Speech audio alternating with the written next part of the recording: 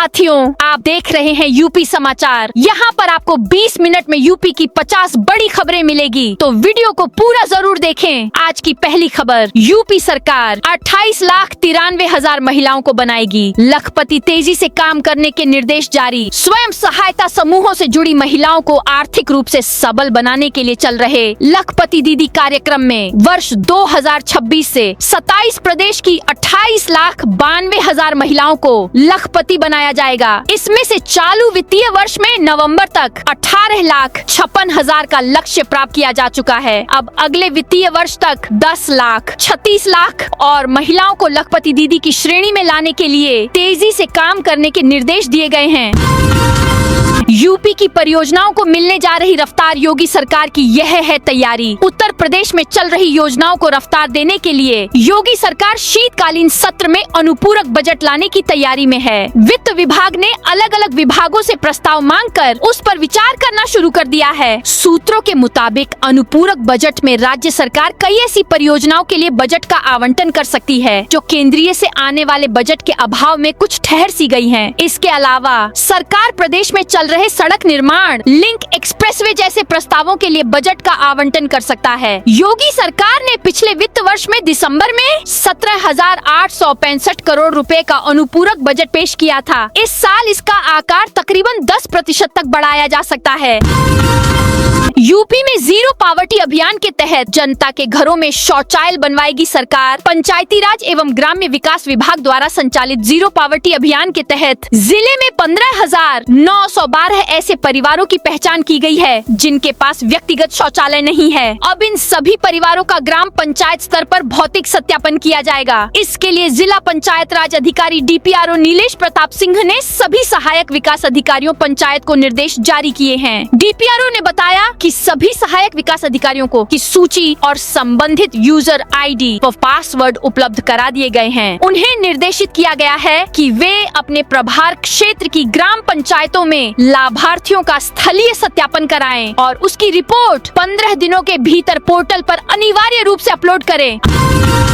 अंग्रेजों के बनाए अधिनियम को बदलेगी योगी सरकार, बनाया जा रहा प्रस्ताव। ब्रिटिश शासन काल में बनाए गए उत्तरी भारत नहर व ड्रेनेज अधिनियम 1873 जल्द समाप्त होने जा रहा है। आएगी सरकार अंग्रेजों के बनाए इस अधिनियम के स्थान पर नया उत्तर प्रदेश सिंचाई एवं ड्रेनेज अधिनियम 2024 बनाने जा रही है। जल शक्ति विभाग इसकी का प्रस्ताव तैयार कर रहा है। मंगलवार को जल शक्ति मंत्री स्वतंत्र देव सिंह के सामने इस प्रस्तुतिकरण किया गया। मंत्री ने अधिनियम को किसान हितैषी बनाने के निर्देश दिए हैं।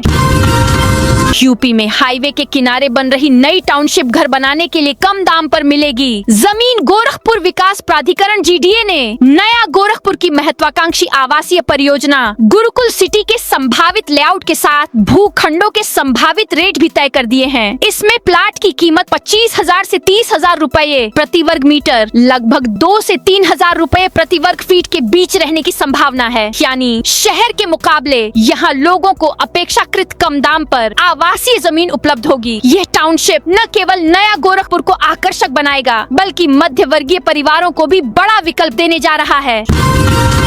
यूपी बीजेपी अध्यक्ष का नाम दिल्ली से फाइनल, सहमति बनाने को लखनऊ में योगी RSS की बैठक। भारतीय जनता पार्टी अपने उत्तर प्रदेश प्रमुख के नाम का ऐलान जल्द कर सकती है। खबर है कि पार्टी नेतृत्व ने उम्मीदवार के नाम पर मुहर लगा दी है। साथ ही अंतिम सहमति के लिए नाम RSS यानी राष्ट्रीय स्वयंसेवक संघ और मुख्यमंत्री योगी आदित्यनाथ के सामने पेश किया गया है। हालांकि इसे लेकर भाजपा ने आधिकारिक तौर पर कुछ नहीं कहा है। संभावनाएं जताई जा रही हैं। इस महीने बड़ा ऐलान हो सकता है। बुलडोजर के निशाने पर अब आजम खां के करीबी का बारात घर। बरेली में सूफी टोला इलाके में स्थित सपा नेता आजम खां के करीबी बताए जा रहे ईवान फरहत और गुड मैरिज बारात घर पर बुलडोजर की कार्रवाई की आहट से हड़कंप मचा है। पुलिस के यहां पहुंचने और किराएदारों से भवन को खाली कराने के बाद अफरा तफरी और शोर का माहौल हो गया। पुलिस ने भीड़ को हटाकर बारात घरों को खाली कराने के बाद ताले भी लगवा दिए हैं। अयोध्या में अब 52 एकड़ जमीन पर बनेगा मंदिर संग्रहालय, योगी कैबिनेट की मंजूरी। मुख्यमंत्री योगी आदित्यनाथ की अध्यक्षता में मंगलवार को लखनऊ में हुई कैबिनेट की बैठक में अयोध्या में भव्य और विश्व स्तरीय मंदिर संग्रहालय के निर्माण के लिए जमीन बढ़ाने के प्रस्ताव को मंजूरी दे दी गई। कैबिनेट निर्णयों के बारे में विस्तार से बताते हुए वरिष्ठ मंत्री सुरेश खन्ना ने बताया कि अयोध्या में संग्रहालय के लिए टाटा एंड सन्स ने जमीन बढ़ाने का आग्रह किया था। पहले इसके लिए 25 एकड़ जमीन दी गई थी, अब 52 एकड़ जमीन उन्हें दी जाएगी। इस पर विश्व स्तरीय संग्रहालय का निर्माण किया जाएगा।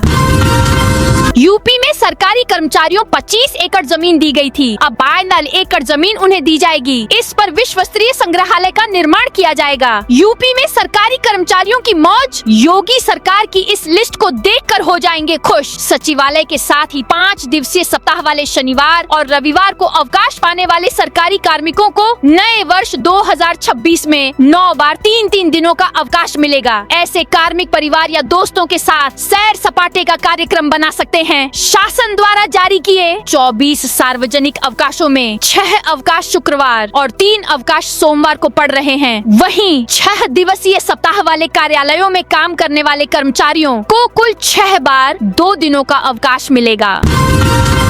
जौनपुर के खिलाड़ियों को नए साल पर सौगात देगी योगी सरकार, बनेगा सिंथेटिक रनिंग ट्रैक। पूर्वांचल की मिट्टी अब और मेडल लाने के लिए तैयार हो रही है। जौनपुर की धरती से अब जल्दी ही राष्ट्रीय और अंतर्राष्ट्रीय स्तर के धावक तैयार होंगे। यहाँ के इंदिरा गांधी स्पोर्ट्स स्टेडियम में पहली बार सिंथेटिक रनिंग ट्रैक पर खिलाड़ी प्रैक्टिस कर सकेंगे। पूर्वांचल के धावक किसी भी मौसम में इस सिंथेटिक रनिंग ट्रैक पर दौड़ सकेंगे। 400 मीटर गुणा 8 लेन की सिंथेटिक ट्रैक का निर्माण लगभग 8,65,922 लाख रुपए की लागत से पूर्ण हो गया है।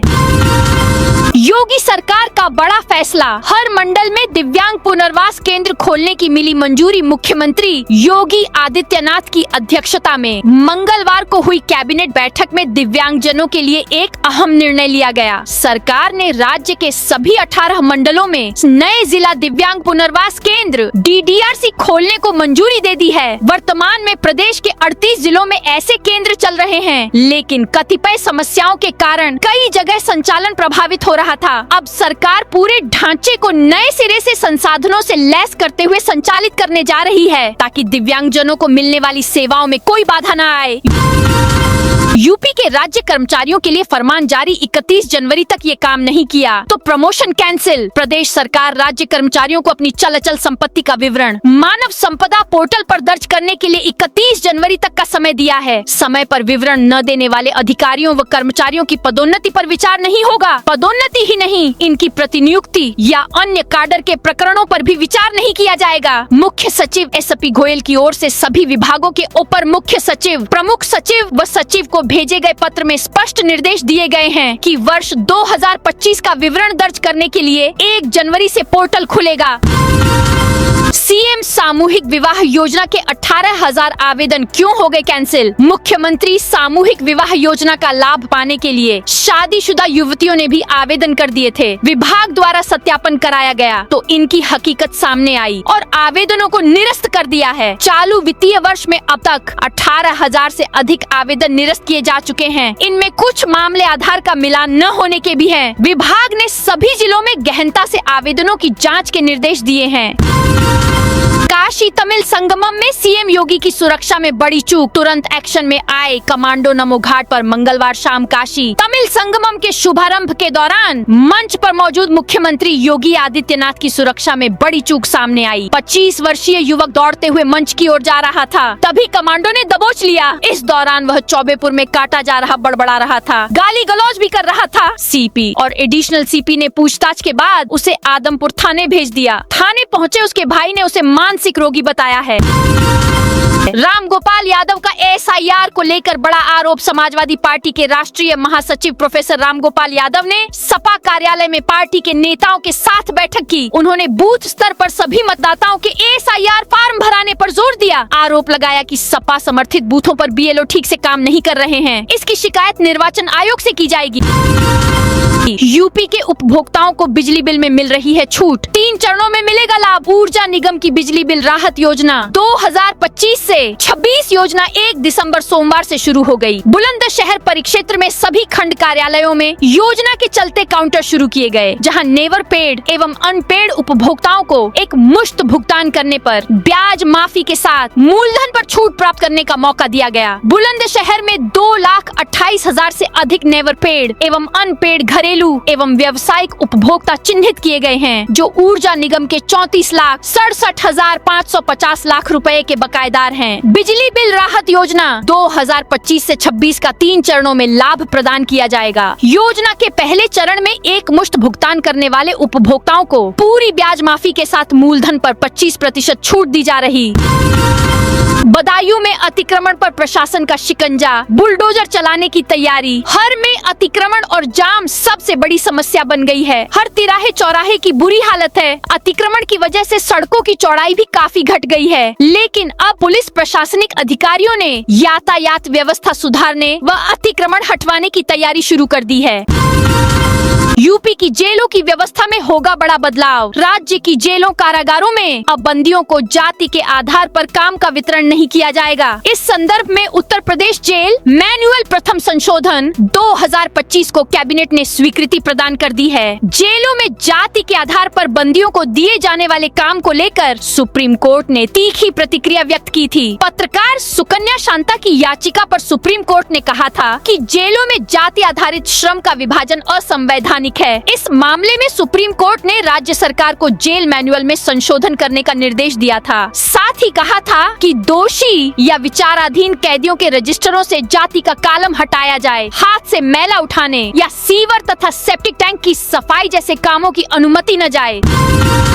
लखनऊ में रेल कर्मी के परिजनों को मिला 1 करोड़ का मुआवजा। रेलवे ने नए सैलरी पैकेज के तहत एक रेल कर्मी के दुर्घटना में हुए निधन पर उनके आश्रित को 1 करोड़ रुपए की इंश्योरेंस राशि का चेक प्रदान किया। यह पहला मौका था जब उत्तर रेलवे लखनऊ मंडल में एंड ड्यूटी दिवंगत हुए किसी कर्मचारी के परिवार को 1 करोड़ रुपए की राशि प्रदान की गई है। मंगलवार को मंडलीय कार्यालय में एडीआरएम शूरवीर सिंह और वरिष्ठ मंडल कार्मिक अधिकारी अरिमा भटनागर ने आश्रित को यह चेक प्रदान किया।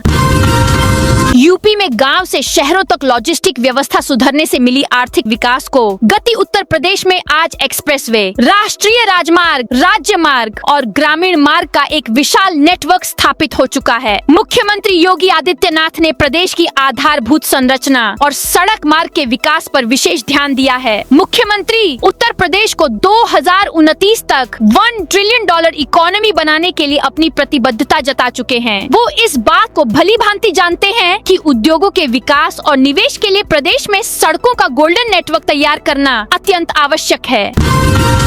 यूपी के खिलाड़ियों को बड़ी राहत, ट्रेनिंग कैंपों में शामिल होने की अवधि भी मानी जाएगी। ड्यूटी। उत्तर प्रदेश सरकार ने राज्य के अंतर्राष्ट्रीय पदक विजेता खिलाड़ियों को बड़ी राहत देते हुए स्पष्ट कर दिया है कि अब वे राष्ट्रीय और अंतर्राष्ट्रीय खेल प्रतियोगिताओं, ट्रेनिंग कैंपों और संबंधित गतिविधियों में शामिल होने की पूरी अवधि आवागमन के समय सहित ड्यूटी मानी जाएगी। योगी कैबिनेट के इस फैसले से खिलाड़ियों को अनुमति लेने में होने वाली मुश्किलें खत्म होंगी।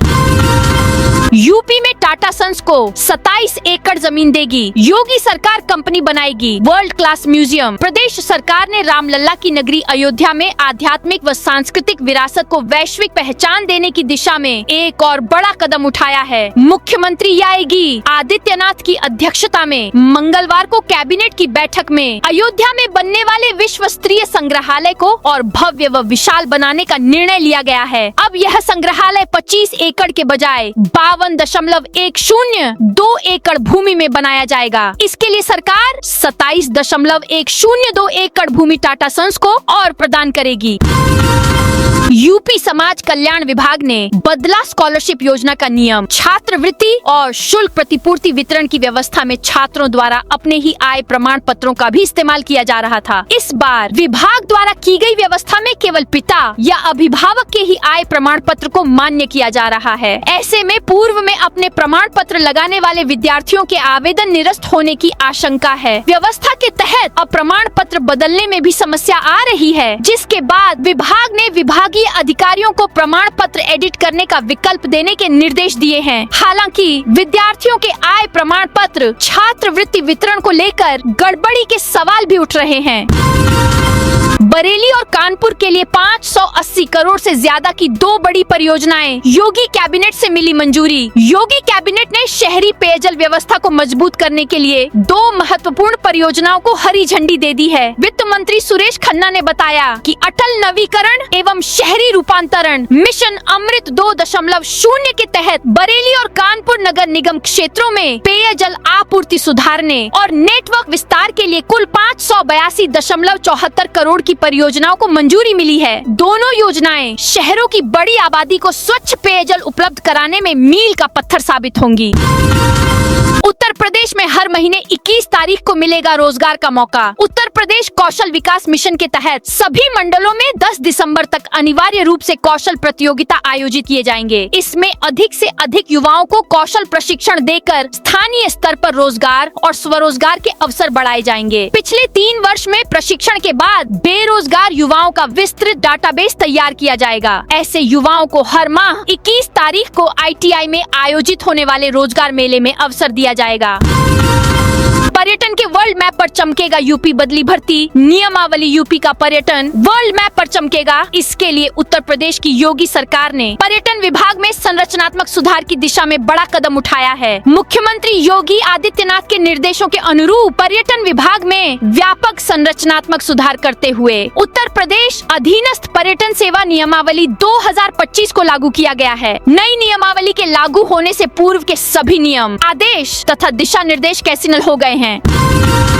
बनारस में देवव्रत ने 50 दिनों में पूरा किया 2000 मंत्रों वाला दंड कर्म पारायणम। 19 साल के देवव्रत महेश रेखे की उपलब्धि की जमकर तारीफ की है। देवव्रत ने मात्र 50 दिनों में 2000 मंत्रों से युक्त दंड कर्म पारायणम का संपूर्ण पाठ पूरा किया है। उनकी इस आध्यात्मिक और साधनापूर्ण उपलब्धि पर PM मोदी ने X पर पोस्ट लिखा है। उन्होंने लिखा है कि 19 वर्ष के देवव्रत महेश रेखे जी ने जो उपलब्धि हासिल की है वो जानकर मन प्रफुल्लित हो गया है। उनकी ये सफलता हमारी आने वाली पीढ़ियों की प्रेरणा बनने वाली है। DL बनाने का एकाधिकार खत्म, यूपी में अब ड्राइविंग लाइसेंस बनाएंगी। ये 3 कंपनियां ड्राइविंग लाइसेंस DL बनाने में सोमवार को एकाधिकार खत्म हो गया। 3 कंपनियों को शासन ने 25 से 25 जिले आवंटित किए थे। सभी ने संबंधित जिलों में कामकाज संभाल लिया है। लखनऊ में ARTO कार्यालय में सुपरवाइजर का पद खत्म हो गया है। Silver touch technologies limited company ने दूसरे स्थानों से आए 3 निजी कर्मचारियों को कामकाज सौंपा है, जबकि 4 को लौटाया गया है। परिवहन विभाग वाहन चालकों को स्मार्ट ड्राइविंग लाइसेंस जारी करता आ रहा है। 2019 में स्मार्ट चिप कंपनी को 5 साल के लिए ये जिम्मेदारी मिली थी। गोरखपुर से प्रयागराज तक चलेगी वनडे ट्रेन। प्रयागराज तक जाने वाले यात्रियों के लिए अच्छी खबर है। यात्री अब एक ही दिन में प्रयागराज जाकर लौट सकेंगे। पूर्वोत्तर रेलवे गोरखपुर से प्रयागराज के लिए वनडे ट्रेन चलाने की तैयारी में है। सांसद रवि किशन शुक्ला द्वारा प्रस्ताव दिए जाने के बाद परिचालन विभाग ने समय सारिणी पर काम करना शुरू कर दिया है। मौलाना तौकीर के करीबियों के मैरिज लॉन पर चला बुलडोजर। बरेली विकास प्राधिकरण ने मंगलवार को बरेली बवाल के आरोपी IMC प्रमुख मौलाना तौकीर रजा के 2 करीबियों के अवैध बारात घरों पर बुलडोजर चलाया। 14 साल पुराने ध्वस्तीकरण आदेश को लागू करते हुए यह कार्रवाई की गई। इस दौरान कई महिलाएं 14 साल पुराने ध्वस्तीकरण आदेश को लागू करते हुए यह कार्रवाई की गई। इस दौरान कई महिलाएं JCB के आगे खड़ी हो गयीं और कार्रवाई रोकने की गुहार लगाती रहीं, जिसके कारण कुछ देर के लिए अभियान रोकना पड़ा। सड़क पर निकले तो कंफ्यूजन में डाल देंगे। लखनऊ के ये साइन बोर्ड। अलीगंज निवासी शिवम मंगलवार को अपने घर से जरूरी काम के लिए निकले। सड़क पर वह काफी दूर तक गए। रास्ते में उन्हें अधिकांश साइन बोर्ड लगे मिले। इन साइन बोर्ड को लगाने के पीछे आशय था कि यातायात को सुगम और सुचारू रखा जाए, लेकिन इनकी भाषा ऐसी है कि शिवम को भी इसे समझने में समय लग गया। ये हाल किसी एक जगह नहीं, शहर के लगभग सभी इलाकों का है। हजरतगंज, वजीरगंज, महानगर जैसे तमाम इलाकों में ऐसे साइन बोर्ड लगे हैं जिन्हें लोग देखते तो हैं, लेकिन उस पर लिखे शब्द आसानी से समझ में नहीं आते। कंगना रनौत की मुश्किलें बढ़ी। किसानों पर बयान को लेकर कोर्ट ने 15 दिन में तलब की रिपोर्ट। सांसद और फिल्म अभिनेत्री कंगना रनौत मुश्किलें बढ़ती दिख रही हैं। किसानों को लेकर दिए गए बयान पर कंगना के खिलाफ दायर परिवाद शिकायत पर कोर्ट ने थाना न्यू आगरा से 15 दिन के भीतर मामले की आख्या तलब की है। विशेष magistrate MP MLA Anuj Kumar Singh ने थाना अध्यक्ष को धारा 225 1 BNSS के प्रावधानों के तहत जांच कर रिपोर्ट प्रस्तुत करने का निर्देश दिया है। मामले की अगली सुनवाई 16 दिसंबर को होगी। तो दोस्तों, यह थी आज उत्तर प्रदेश के सभी जिलों की दिन भर की ताज़ा और बड़ी खबरें।